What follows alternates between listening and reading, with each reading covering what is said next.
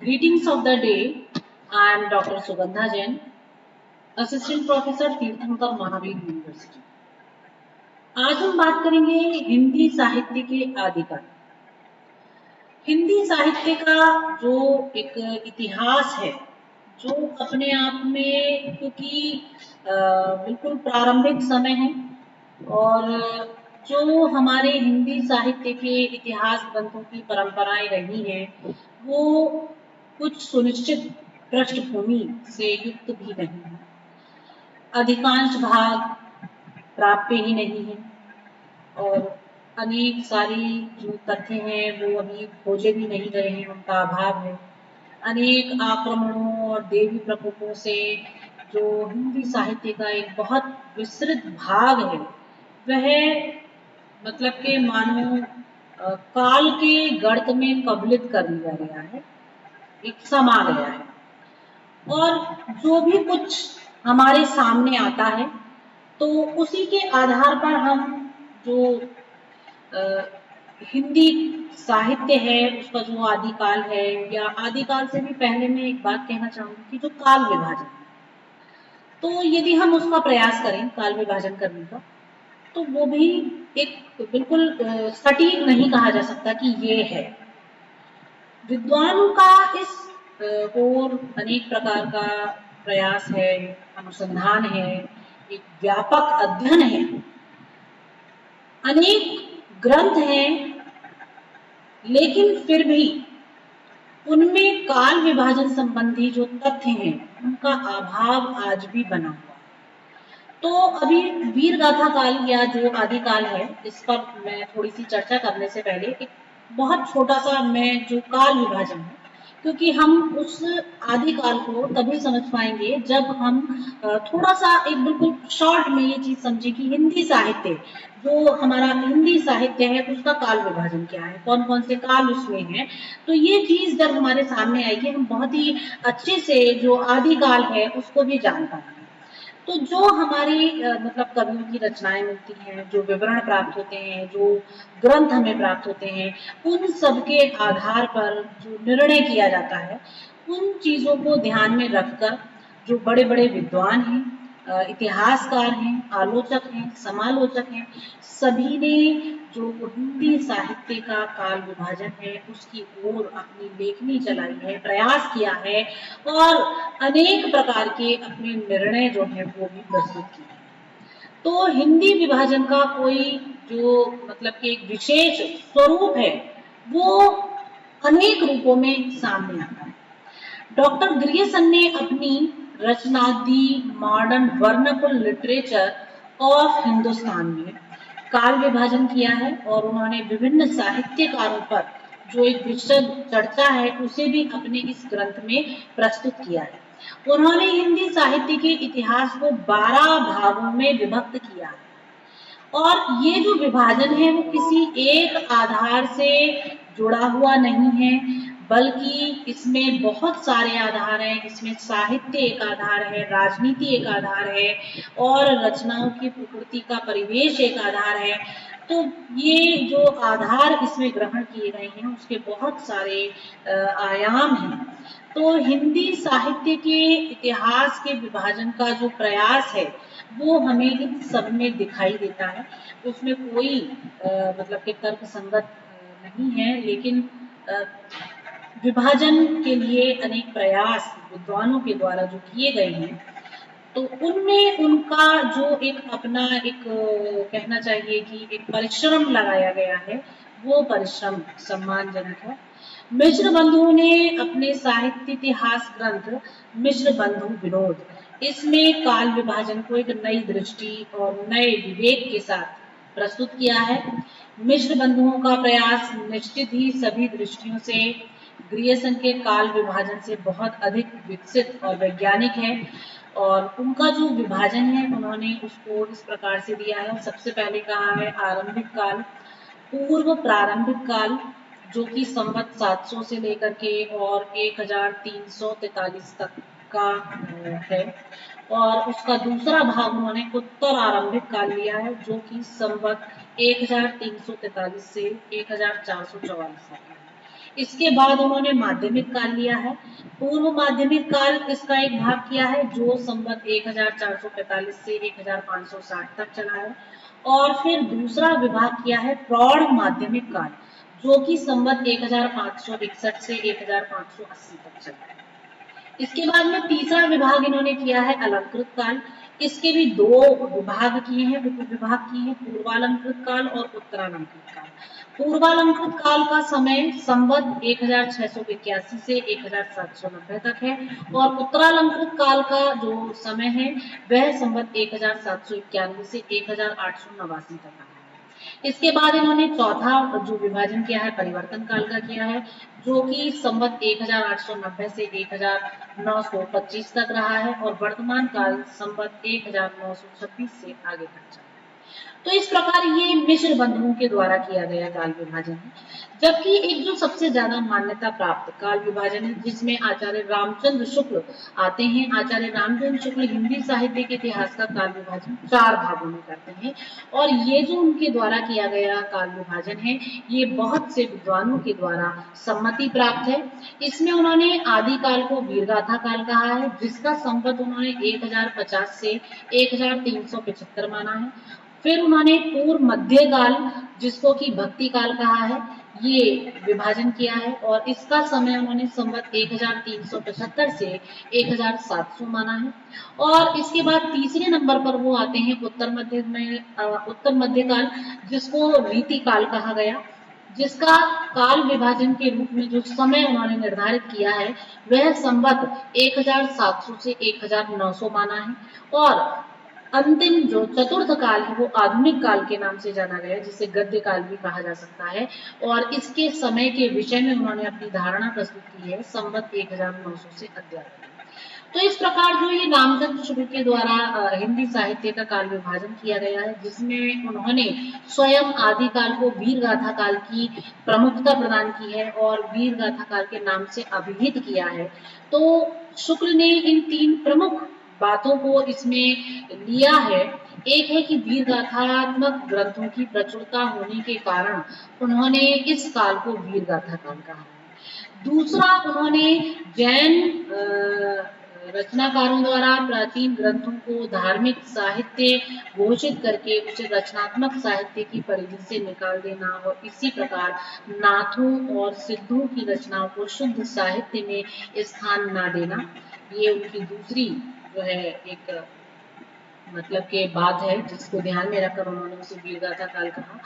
और जो तीसरी मुख्य बात उनकी है वो उन रचनाओं की है जिनमें भिन्न भिन्न विषयों पर फुटकर हमें दोहे मिलते हैं। आचार्य शुक्ल ने वीरगाथा काल का नामकरण तो इन्हीं के आधार पर किया है। तो अब हम आते हैं आदिकाल, यानी कि जिसे आचार्य रामचंद्र शुक्ल ने वीरगाथा काल कहा है। तो हिंदी साहित्य के इतिहास के प्रसंग में ये बात अभी हो चुकी है, उन्होंने वीरगाथा काल की धारणा जताई है, अभी मैंने बताया।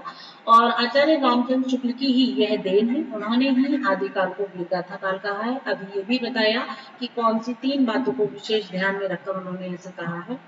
तो उन्होंने अपने जो हिंदी साहित्य का इतिहास उन्होंने दिया है उसमें उन्होंने इसका जो समय है वो 1050 विक्रमी संवत से 1375 विक्रमी संवत तक निर्धारित किया है।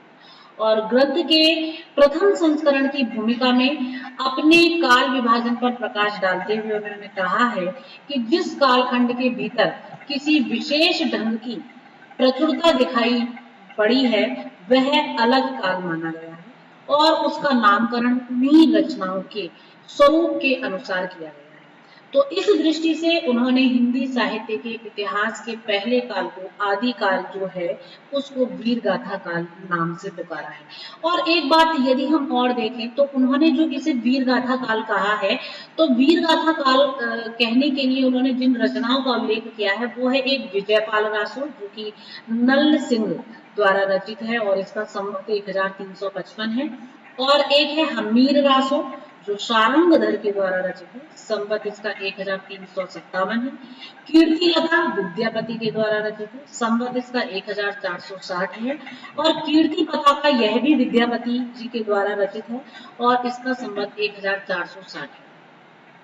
तो उपयुक्त रचनाएं अपभ्रंश भाषा में लिखी गई थी और देसी भाषा में रचित जो पुस्तकों मतलब के ग्रंथ हैं वो खुमान रासो हैं, बीसल देव रासो हैं, पृथ्वीराज रासो हैं, जयचंद प्रकाश है और जय मयंक जस है, चंद्रिका है, परमाल रासो है, कुछ की पहेलियां है, विद्यापति की कथा। तो इन सभी ग्रंथों को ध्यान में रखकर और इन्हें मतलब कि अपने संज्ञान में रखते हुए उन्होंने इस कालखंड को वीर गाथा काल के नाम से पुकारा है। और इसी के साथ साथ जो आदिकाल है जिसे कि वीर गाथा काल कहा गया है, इसके अतिरिक्त जो बहुत सारे विद्वान हुए हैं, कहना चाहिए कि समालोचक हैं या विचारक हैं, उन्होंने आदिकाल को अलग अलग नामों से पुकारा है। अपभ्रंश काल जो नाम दिया है चंद्रधर शर्मा गुलेरी और उनके साथ में धीरेन्द्र वर्मा, इन दोनों ने ही हिंदी साहित्य के इस आदिकाल को अपभ्रंश काल की संज्ञा दी है। आदिकाल के साहित्य में क्योंकि अपभ्रंश भाषा की प्रधानता को इन लोगों ने स्वीकार किया है, इन विद्वानों ने स्वीकार किया है और इसी कारण से इन्होंने इसे अपभ्रंश काल कहना अत्यधिक उचित समझा है। अब आगे अगर हम देखें तो डॉक्टर राम कुमार वर्मा ने हिंदी साहित्य के इस प्रारंभिक काल को संधि काल और चारण काल इन दो नामों से अभिहित किया है। तो डॉक्टर राम कुमार वर्मा जी ने जो संधि काल और चारण काल इन दो नामों से इस काल को अभिहित किया है, तो उसके मध्य जो एक विशेषता को लेकर के चले हैं कि इस काल में हिंदी भाषा का जो विकास है वो अपभ्रंश से हुआ, किंतु अपभ्रंश से जो एक पृथक भाषा है उसके रूप में विकसित होने वाली जो पूर्व हिंदी भाषा है, एक ऐसी लिखित स्थिति में भी रही है जिसमें वह अपभ्रंश के प्रभावों से सर्वथा मुक्त नहीं रह सकी। तो इसी कारण से इन्होंने इस काल को संधि काल की कल्पना की है और इसे चारण काल भी कहा। हिंदी साहित्य को आचार्य रामचंद्र शुक्ल ने, क्योंकि पूर्व में आ चुकी है बात यह कि वीरगाथा काल कहा है, तो वर्मा जी ने इसे चारण काल कहना ज्यादा उपयुक्त समझा। इसी प्रकार से हम देखते हैं कि जो पंडित राहुल सांकृत्यायन है वह आदिकाल को सिद्ध सामंत काल के नाम से पुकारते हैं। उन्होंने जो इस विषय में एक अपना मत दिया, तो तत्कालीन साहित्यिक प्रवृत्तियां जो है उसको देखकर उन्होंने ऐसा कहा और इसमें उन्होंने एक बात और कही, राहुल सांकृत्यायन अपभ्रंश और पुरानी हिंदी को एक ही मानते हैं, साथ ही इस युग की रचनाओं को मराठी, उड़िया, बंगला आदि भाषाओं की एक सम्मिलित निधि के रूप में स्वीकार करते हैं। तो इस प्रकार वो सिद्ध सामंत युग नाम इस साहित्य के लिए उपयुक्त मानते हैं। एक और भी नाम आता है जो है बीज वपन का। तो आचार्य महावीर प्रसाद द्विवेदी ने इस युग को बीज वपन काल के नाम से अभिहित किया है और उन्होंने उस समय की जो तत्कालीन साहित्य प्रवृत्तियां हैं उनको देखकर उन्हें ऐसा प्रतीत नहीं होता, क्योंकि उसमें जो पूर्ववर्ती काव्य रूढ़ियां हैं, परंपराएं हैं, उनका भी सफलतापूर्वक निर्वहन हुआ है और उसके साथ में नई प्रवृत्तियों का उद्गम भी हुआ है, नई प्रवृत्तियों को मानो बोया गया है। तो इसीलिए उन्होंने कुछ जो नवीनता इस युग में मतलब के वपन की गई है, बोई गई है, उस नवीनता की प्रवृत्तियों को ध्यान में रखकर महावीर प्रसाद द्विवेदी जी इस काल को बीज वपन काल के नाम से अभिहित करते हैं। और अब बात आती है आदिकाल की, क्योंकि ये युग प्रसिद्धि को प्राप्त तो आदिकाल और वीरगाथा काल के रूप में अधिक है। बाकी के जो नाम हैं वो हम केवल उसी समय प्रयुक्त करते हैं जब ये चर्चा करते हैं कि आदिकाल को और किन किन नामों से पुकारा गया है या वीर गाथा काल को और क्या कहा जाता है। तो जो दो प्रचलित नाम हैं वो इसके आदिकाल और वीर गाथा काल ही हैं, जो मुख्य रूप से प्रचलित हैं। हम कहीं पर भी हिंदी साहित्य का इतिहास उठाकर देखते हैं तो आदिकाल जो है वो प्रायः नाम आता है। तो अगर मैं आदिकाल की बात करूं तो आचार्य हजारी प्रसाद द्विवेदी ने इसका नाम आदिकाल सुझाया है और वो इस विषय को ध्यान में रखते हुए स्पष्ट अपना कथन अभिव्यक्त करते हैं कि वस्तुतः हिंदी का आदिकाल शब्द एक प्रकार की भ्रामक धारणा की जो है सृष्टि करता है और श्रोता के हृदय में यह भाव उत्पन्न करता है कि यह काल कोई आदिम भावापन्न परंपरा विनिर्मुक्त काव्य रूढ़ियों से अछूते साहित्य का काल है। यह बात ठीक नहीं है। तो हिंदी साहित्य के आदिकाल के नामकरण का विषय जो है वो अत्यधिक अपने आप में सुलझा हुआ प्रतीत होता है और जब तक जो हिंदी की पूर्ण सीमा निर्धारण नहीं की जाती और जब तक उपलब्ध साहित्य की प्रामाणिकता या अप्रामाणिकता के प्रश्न का समाधान नहीं हो पाता तब तक किसी निश्चय पर हम नहीं पहुंच सकते, ये भी बात आती है। लेकिन अंततः बात यही आती है जो सर्वाधिक प्रचलित नाम है वो इसको आदिकाल के रूप में ही प्रसिद्धि प्राप्त है, यानी कि आदिकाल ही सबसे अधिक तर्क संगत माना गया है। तो इस प्रकार से जो पूरा ये हिंदी साहित्य का आदिकाल है इसका एक भूमिका, एक पृष्ठभूमि, एक परिचय, जो एक संक्षिप्त परिचय है वो हमारे सामने आया है। अब हम बात करते हैं आदिकाल का परिवेश। अगर हम परिवेश की बात करें तो प्रत्येक काल का अपना एक परिवेश होता है, एक वातावरण होता है, एक उसकी पहचान होती है जिसके आधार पर हम उसे जानते हैं, समझते हैं और उस परिवेश को ही ध्यान में रखकर हम बहुत सारे मतों से, मंतव्यों से जुड़ते हैं और बहुत सारी जो हमारी मतलब की धारणाएं हैं वो सामने आती हैं, हम अध्ययन करते हैं। तो उन सब चीजों के लिए परिवेश बहुत मायने रखता है। समय परिवर्तन के साथ में परिवेश में भी परिवर्तन होता है, ये एक स्वाभाविक क्रिया है, प्रतिक्रिया है। आदिकालीन परिवेश की जो कुछ मतलब के प्रमुख विशेषताएं हैं जिनमें हम अगर देखें तो आदिकाल का जो ऐतिहासिक परिवेश है वो अपने आप में एक विशेष महत्व को धारण करता है जिसके आधार पर हम जो एक ऐतिहासिकता है उसको ध्यान में रखकर कुछ कह पाने में सक्षम हो जाते हैं। तो अगर मैं इस दृष्टि से इसका अध्ययन करती हूँ तो देखती हूँ कि बहुत सारे विचारकों ने अपने अपने मत ऐतिहासिक परिवेश को लेकर के दिए हैं और आदिकाल की जो उसकी राजनीतिक पृष्ठभूमि है वो बहुत ही अधिक संघर्षमयी, कलहमयी दिखाई देती है, कुछ अव्यवस्थित सी दिखाई देती है। क्या है कि भारतीय इतिहास का यह जो युग है वो राजनीतिक दृष्टि से एवं ऐतिहासिक दृष्टि से कलह का युग रहा, पराजय का युग रहा, अव्यवस्था का काल रहा। एक और तो क्या था कि इस युग का जो क्षितिज है वो विदेशी आक्रमणों से भयावह था और जो देश है वो देश मतलब कि उसके अंतर्गत चारों ओर हम देखते थे कि देशद्रोही जो है वो सर्वत्र अपना जाल फैला रहे थे।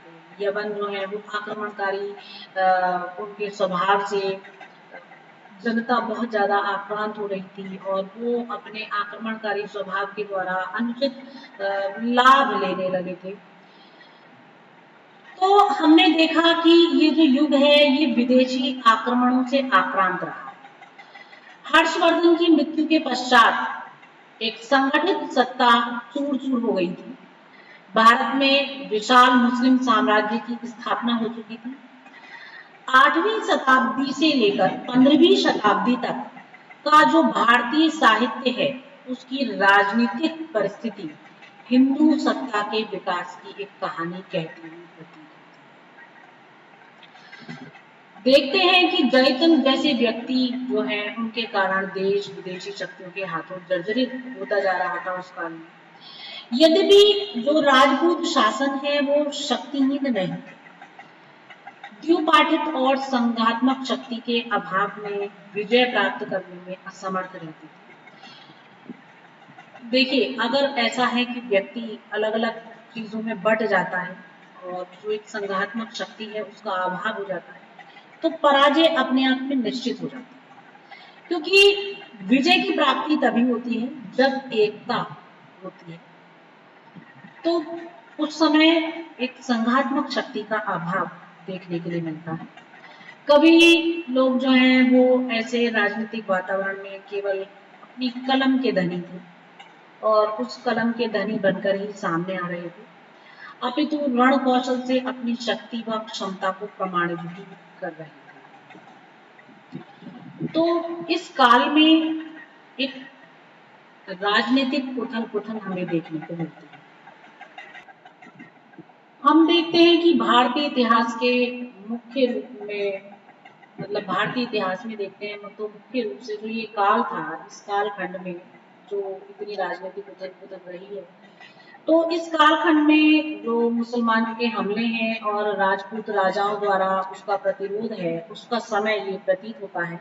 और हर्षवर्धन की मृत्यु पर अलग अलग राजवंश शासन करने लगे और उस समय भारत का पश्चिमी भाग भारतीय सभ्यता और बल वैभव का केंद्र हो रहा था। कन्नौज, अजमेर आदि जो प्रसिद्ध राजधानियां हैं वो इधर ही थी। हर्षवर्धन के बाद में कन्नौज पर पहले प्रतिहारों और फिर गढ़वालों का शासन हुआ और गुजरात, जो गुजरात है उसमें सोलंकी वंश का राज्य था। अजमेर में चौहान राज्य कर रहे थे। इन राजाओं के दरबार में संस्कृत, प्राकृत तथा देशी भाषा के अनेक कवि रहा करते थे।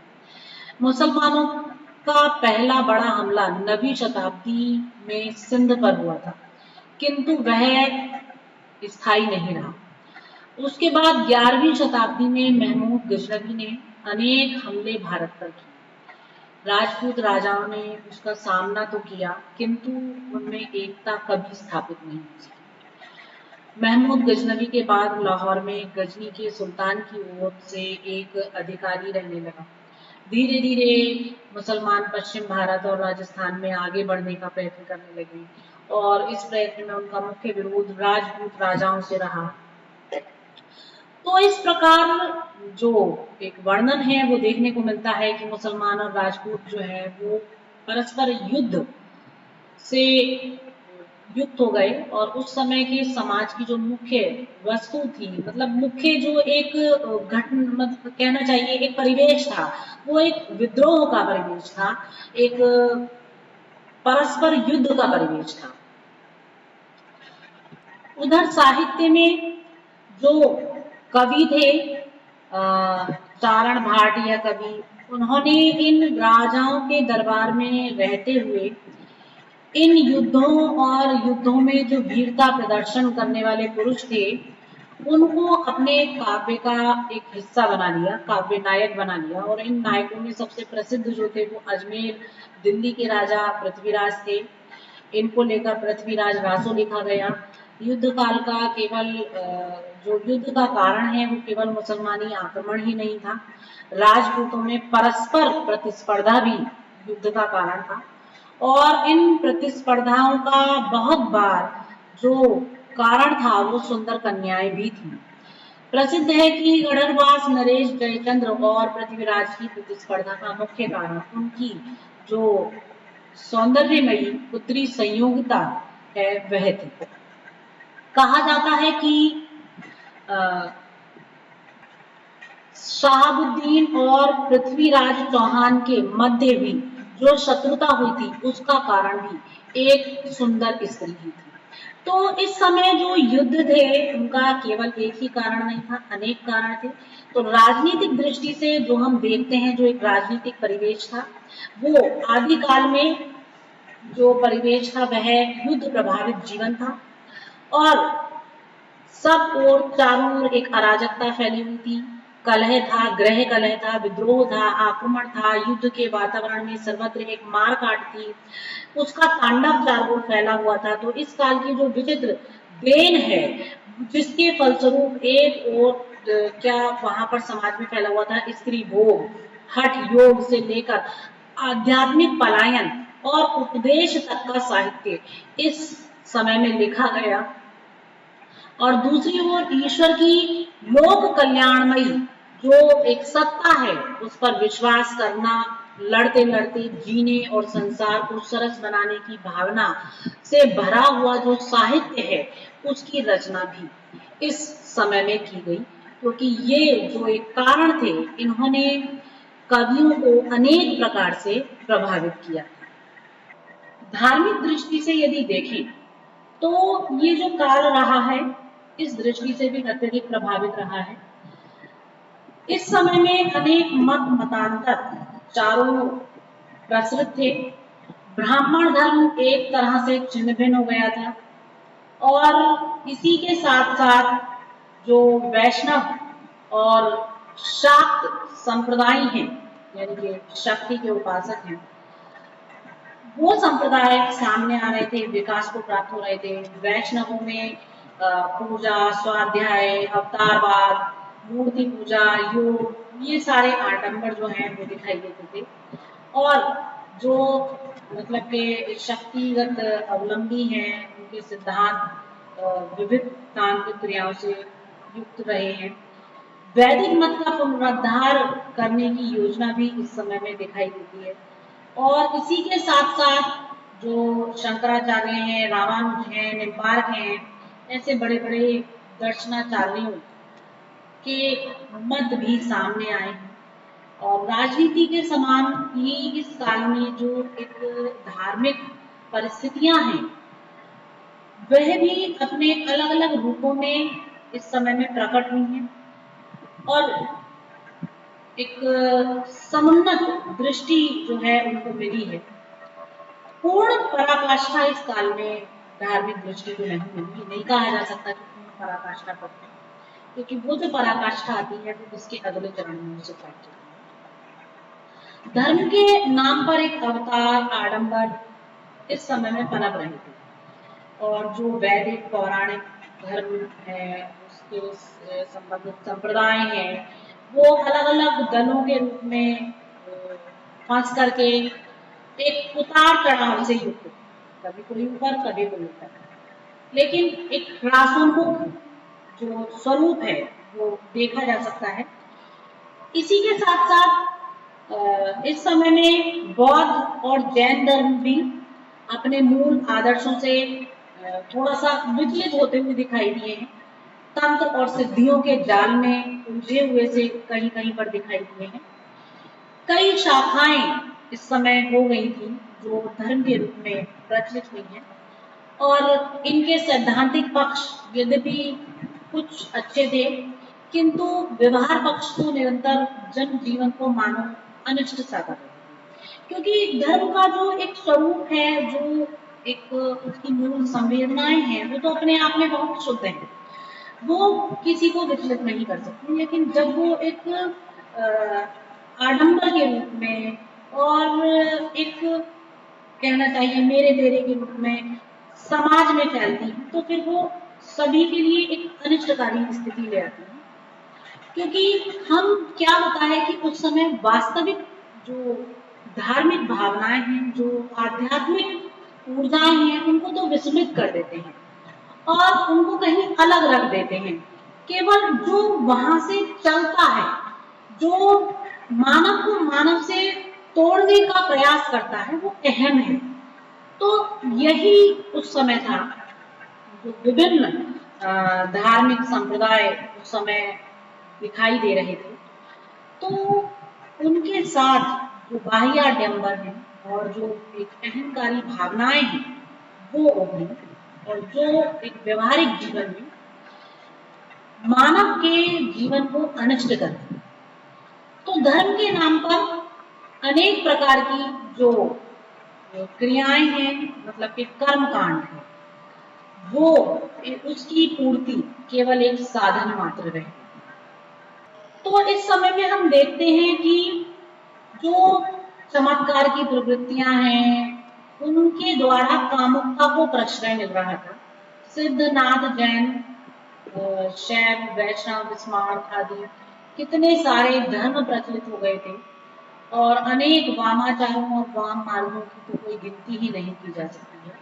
कुल मिलाकर ये कहा जा सकता है कि जो जन सामान्य है वो इन सबके मध्य अपने आप को असहाय प्राप्त कर रहा था और ऐसी स्थितियों में साहित्य अत्यधिक प्रभावित भी हुआ है और उस पर इन सारे परिवेशों का एक गहन प्रभाव। सामाजिक परिवेश की बात करें तो देश की राजनीतिक व धार्मिक स्थिति विघटन व विश्रृंखलता के सीमांत पर खड़ी एक हल्के से धक्के की मानो प्रतीक्षा कर रही थी। तब सामाजिक अखंडता की कल्पना भी कैसे की जा सकती है। कहने का तात्पर्य यही है कि सामाजिक दृष्टि से भी इस काल की जो परिस्थितियां हैं वो अत्यधिक अस्त व्यस्त और जो मतलब कि पतनोन्मुख थी।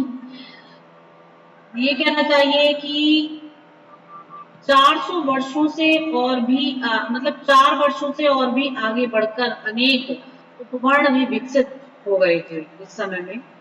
और जातिगत भेदभाव, छुआछूत, ऊंच नीच जैसे विधि विधानों के कारण शूद्रों की स्थिति भी पर्याप्त हीन से हीनतर बनती जा रही थी, क्योंकि उस समय समाज में जो एक भावनाएं थी वो जातिगत भावनाएं थी, वर्णवाद फैला हुआ था और ये जो सारी चीजें हैं, ये जो सारी परिस्थितियां हैं, इन्होंने समाज को एक कहना चाहिए कि अनेक प्रकार से विचलित किया। और यदि मतलब कि तत्कालीन जो सामाजिक परिस्थितियां हैं इनका सही मूल्यांकन कर रहे हैं तो 11वीं शताब्दी में भारत के भ्रमण के लिए आए हुए जो अलबरूनी नामक विद्वान हैं, उनके शब्दों में ये कहा जा सकता है कि हिंदुओं के विभिन्न रूप और अनेक वर्ग इस समय बन गए थे।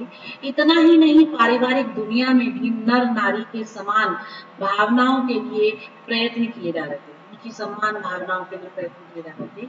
और उस समय स्वयंवर प्रथा प्रचलित थी जो कि अपनी मान मर्यादा के लिए प्राच्योत्सर्ग कर देते थे। तो सामान्य जीवन विकृतियों का शिकार था उस समय। आर्थिक विफलता, जीवन के प्रति बहुपरक दृष्टिकोण और महत्वाकांक्षाओं की आड़ में जलते हुए सामाजिक जीवन को विकृतियों और अनैतिकताओं ने मानव घेर लिया था। इसी के साथ साथ हम देखते हैं कि जो एक सामाजिक परिवेश है वो अनेक प्रकार की उथल पुथल से व्याप्त था, क्योंकि इस समय जो जातियां थी वो अनेक जातियों में विभक्त थी। अलबरूनी ने कहा है एक स्थल पर कि उन्हें इस बात की इच्छा नहीं होती कि जो वस्तु एक बार भ्रष्ट हो गई है उसे शुद्ध करके फिर ले लें। उस समय के रूढ़िग्रस्त धर्म के समान समाज भी रूढ़िग्रस्त हो चुका था। नारियां भी शौर्य प्रदर्शन में पुरुषों से कम नहीं थी और जौहर उनके आत्म बलिदान और शौर्य का प्रतीक था। राजाओं का जीवन विलास भरा था, उनका अधिकांश समय उपपत्नियों के साथ रंग रलियों में व्यतीत हो जाता था।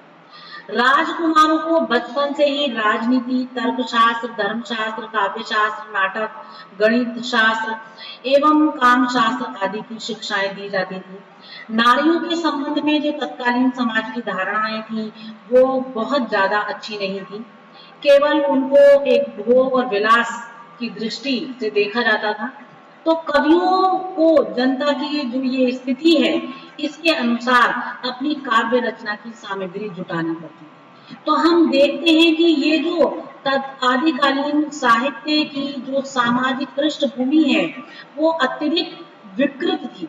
इस काल में जीवन क्रम उस समय की वस्तु और मूर्ति कलाओं में भली भांति प्रतिबिंबित होता है। जैन मत के गिरनार तथा आबू, वैष्णव एवं शाक्तों के खजुराहो, भुवनेश्वर और पुरी के मंदिरों की अद्भुत कला के माध्यम से तत्कालीन जीवन की विविधता पूर्वक प्रेरणाएं स्पष्ट होती हैं। तो आदिकालीन साहित्य जिस भूमिका पर लिखा गया है उसमें राजनीतिक, सामाजिक और आर्थिक स्थितियों का विशेष हाथ रहा है।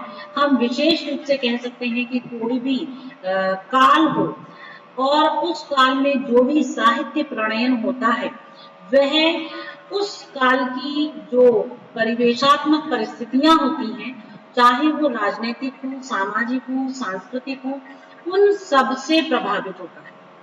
तो साहित्य कोरा कभी हृदय नहीं है, कोरी कभी भावना नहीं है, या कोरी कभी कल्पना नहीं।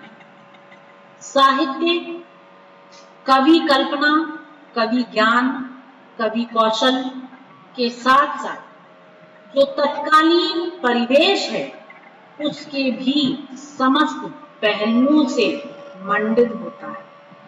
साहित्य के द्वारा हम तत्कालीन समाज के दिग्दर्शन करने में सक्षम हो पाते हैं। तो इसी प्रकार जो आदिकालीन साहित्य है वह भी तत्कालीन परिवेश में व्याप्त जो स्वरूप है समाज का, जो वातावरण का चित्रण है, जो उस समय की स्थितियां हैं, उन सबसे प्रभावित है, उन सबसे ओतप्रोत है।